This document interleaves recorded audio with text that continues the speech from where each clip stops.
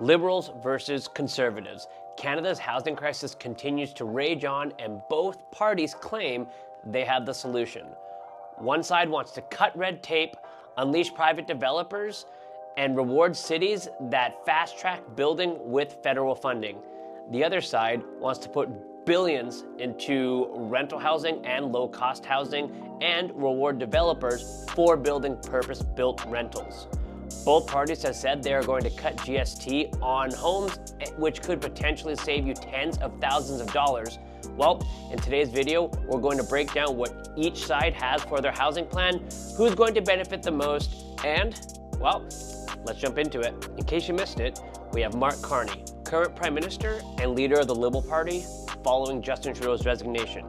And in the blue corner, we have Pierre, opposition leader and leader of the Conservative Party, who continues to fight for their share in the polls. Both sides have a plan for housing, but they're both not exactly the same. Let's start with the Liberal housing policy under Mark Carney. And the biggest thing we're seeing here is the GST exemptions on new construction for first-time homebuyers. Now, I must stress this does not apply to resale homes. So for somebody buying up to $1 million, this is going to save you $50,000 in GST. Some of the other benefits that they're looking at doing are GST exemptions for developers building long-term purpose-built rental units. The goal here is to stimulate rental supply, especially affordable rental supply. The Liberals also want to expand the Housing Acceleration Fund. Now, this fund incentivizes municipalities for fast-tracking either zoning changes or building permits. These incentives are designed to exclude higher-priced units. So for some of these programs, there are going to either be price caps or rental caps to ensure that the public money used in these programs targets affordable housing. And as we dive deeper into it, we're going to see that in markets like Vancouver, Toronto, Victoria, where homes regularly flirt with the $1 million plus price point, this is going to have somewhat of an impact on the market and open doors for some people that otherwise may have trouble getting in.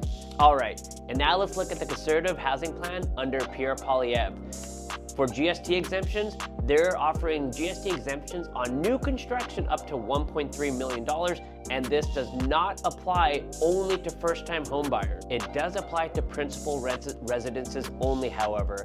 And you might be thinking, like, so who benefits from this? Well, under this plan, the people that benefit the most could be people that are upsizing, people making lateral movements into new construction, or families especially around the Metro Vancouver area, where a lot of new construction homes are priced between that $1 million to $1.3 million price point. The Conservatives also want to tie federal funding to municipal housing approvals. What this means is that municipalities that fail to increase their housing approvals by 15% risk losing not only federal transit money, but federal housing money as well. Conservatives also want to hand out bonuses to municipalities that exceed this number. So municipalities that exceed this 15% number can also benefit by gaining even more federal funding. The Conservatives also want to sell off inefficiently used federal land to be used for housing development. They also do want to cut back red tape to fast-track approvals, whether in the private sector or in the public sector. So broadly, the Conservative plan is going to lean more heavily on private development rather than lean on government funding to fix the housing. So let's stack these up side by side and compare and contrast the two. So for GST exemptions, the Liberals are offering for first-time homebuyers exemptions up to $1 million. Other GST exemption for developers are for developers building purpose-built rentals. And the way the Liberals are going to encourage municipal reform is going to be through additional funding. And now you're probably thinking, who's going to benefit the most under this Liberal housing plan?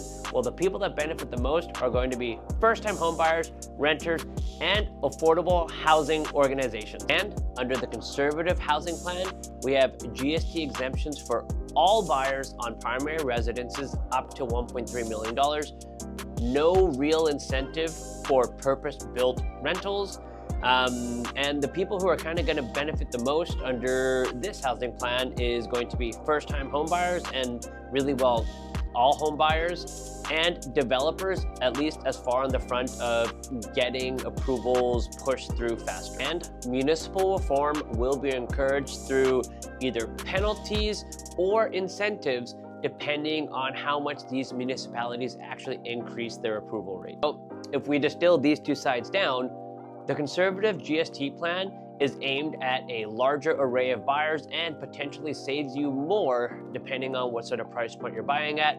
Meanwhile, the Liberal focus is on renters and more affordability-driven developments. If you're trying to break into the market for the first time, both parties do offer some pretty great incentives, and it does open a path for you. They're just giving you different doors you can walk through in the end. And well, let's be real here. These policies are helpful, but they're not going to solve the problem overnight. And like any political party ever, none of them is going to come out and say, hey, I want to actually bring down the value of housing. Instead, they'll say something like, we want to create more affordable housing. And these are not the same things. On the one hand, if they want to bring down the value of housing, that is to lower the cost of already established homes. So that detached home in East Van that's worth 1.8, they're not going to come out and say, well, I want to lower that to 1.7. Why? Because that is going to upset a lot of people. And on the other side, if you want to create more affordable housing, well, what that looks like is kind of what you've already been seeing. Building low rises or high rises, you know, these 2-bedroom condos that are around like 750 square feet. And for a lot of people, this is something that they look at and it doesn't really excite them because, you know, how am I going to raise a family in that? And what actually does matter here is knowing how to work the system depending on what your goals are. If you are a first-time home buyer and you want to be able to take advantage of these, well, then you're going to have to consider new construction. But even by the numbers, the number of first-time home buyers that are actually buying into new construction is kind of low. Will, you know, these potential savings move the needle? Well, it might. Time will tell. If you're a family or you're somebody that is upsizing and you are looking in that $1 million to $1.3 million range, well, the Conservative GST cuts certainly can help you out, and I do think that one is more likely to affect more people. Now, there's a big caveat here. If they're elected to be the next guy. And if you're watching this and you're an investor, well, you're definitely going to want to keep an eye on how both parties are going to be approaching rentals, zoning, approval processes, and the supply side of reform, because, well, you know, at the end of the day, that's where you're going to see your ROI either grow or shrink. And at the end of the day, it's not about which party is right or wrong. It's about which party has the policies that make the most sense for you, for your family, or if your real estate goals really do factor into, you know, are really important to you, then yeah, obviously you're really going to want to pay attention to those. So whether you are buying your first place, you're making a lateral move, or relocating to BC, I just want you all to know that my team and I are here to help you navigate this changing landscape. Please feel free to reach out to me at the information down below. Like I've said in other videos, every week I have people reach out and they want to figure out how to plan their next steps or what might even be the next right step. So if you found this information helpful, I would really appreciate a like, a subscribe, leave some comments down below.